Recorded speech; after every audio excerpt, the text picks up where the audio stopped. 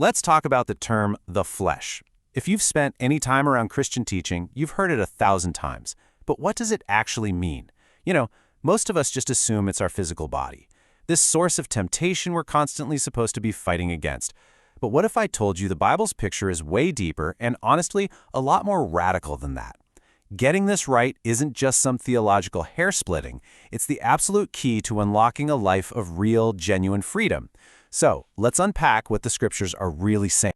So here's our game plan. We're going to trace this whole idea from the beginning to the end. We'll kick things off with the problem of the flesh. Then we're going to bust a super common misconception that trips a lot of people up. From there, we'll get right to the heart of it all, the divine solution of being crucified with Christ and how that leads to true freedom. We're also going to tackle that nagging question, the one, about why we still struggle. And we'll wrap it all up with the single most powerful tool you have in your arsenal, knowing the truth. All right, let's dive into Section 1, the problem of the flesh. Before we can even begin to appreciate the solution, we have to get a really solid grasp on the true nature of the problem we're dealing with. So where does the Bible even start this conversation? Well, the book of Ephesians gives us a huge clue. It says that before Christ, we conducted ourselves in the lusts of our flesh. Now, I want you to zero in on that word, conducted. This isn't talking about a few slip-ups here and there. No, this describes an entire pattern of living, like a default operating system that was just constantly, automatically driven by the desires of the flesh. And the outcome of living by that operating system? It was serious. We're not just talking about a behavioral issue. This was a fundamental identity problem. Living according to the flesh meant that a person's very nature was aligned with a state of wrath, totally cut off from God. And that right there sets the stage for why such a radical, all-encompassing change was absolutely necessary. Okay, so we see the problem.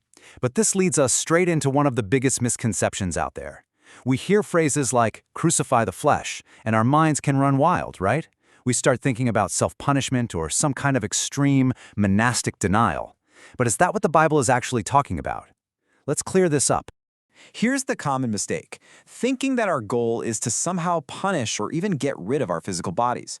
But the Bible is super clear on this. That's not the goal at all. As long as we are walking this earth, we're going to have our flesh, our physical bodies. The reality is that something else was crucified. It was the old man, that old self, our old nature that was completely enslaved to sin. That's what was dealt with. And look, here's the proof, straight from the source. The Apostle Paul, the same guy who just said he was crucified with Christ, immediately turns around and says, the life which I now live in the flesh. I mean, just think about that for a second. He obviously didn't get rid of his body. He makes this crystal clear distinction. His old self was crucified, but his physical life, that kept going, just on a totally new power source, faith. So, if the solution isn't trying to destroy our physical bodies, then what is it? Well, the Bible lays out this incredible two-part divine solution. It's a pair of actions that completely rebuilds a believer's identity from the ground up. Okay, part 1. We were crucified with Christ. That little word with is everything. See, this isn't something we do. It's something that was done. It is a past, historical event. It's a done deal. When Christ was on that cross, our old man, our old sin nature, was legally executed right there with him. It is a finished work, period. But that's not all. There's a second part. We were also baptized into Christ. And this is different. This isn't just something that happened in the past. This is our current spiritual reality. It means we are in a state of total union, of oneness with Him. It's like we've been moved from one country into a totally new one, from one identity into a brand new one. So, what does this new reality actually look like day to day? How does this union with Christ change things on the ground? There's a really powerful analogy that makes this whole thing click. Think about it like this. Being baptized into Christ is like the Israelites leaving Egypt. You have left the kingdom where Pharaoh, and Pharaoh here represents sin, has any legal authority or control over you. You are not his slave anymore. You are completely out of his jurisdiction. But we all know how that story goes, right? Just because the Israelites walked out of Egypt didn't mean Pharaoh just waved goodbye and wished them well. No way. He came charging after them with his entire army. And it's the exact same way with us. Sin and temptation will absolutely come chasing after you. The old master does not like to lose a slave. And this is the most important part of the whole story.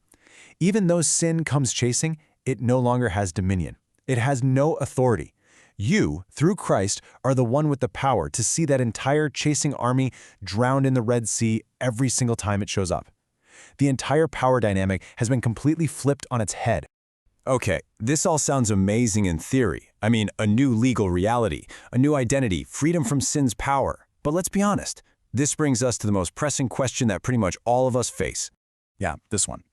If all of this is true, if I'm really not a slave to sin anymore, then why on earth does it sometimes feel like I am? Why do I still struggle so much with temptation and failure? It's a totally valid question, and it comes from that gap between what the Bible says is true about us and what we actually experience day to day. The Apostle Paul tackles this exact tension head-on in the book of Romans, and his diagnosis is, well, it's pretty surprising. He asks this piercing question, or do you not know? He pinpoints the problem not as a lack of power, not a lack of willpower, but a lack of knowledge.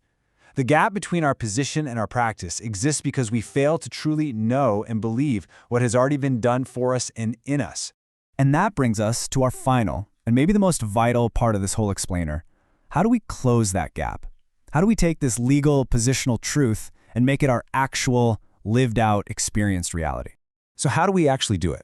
Well, the path from that legal truth to our lived experience is really a three-step process. It all starts with step one, knowledge. We have to let the eyes of our understanding be enlightened, as the Bible says, to this new reality. From there, we have to move to step two, reckoning. And this is so much more than just head knowledge. This is where we actively agree with God about who we are now. It's only after that knowing and that reckoning that we can finally get to step three, walking in that experiential freedom that is already ours. And so that leaves us with this final massive question. It's one thing to hear this information, to nod along, but it is a completely different thing to internalize it, to let it change you from the inside out. So let me ask you, have you truly come to that place of reckoning? Do you really see yourself not as a sinner desperately trying to get better, but as a new creation, totally united with Christ, who now has complete dominion over sin? Because knowing the answer to that, well, it changes absolutely everything.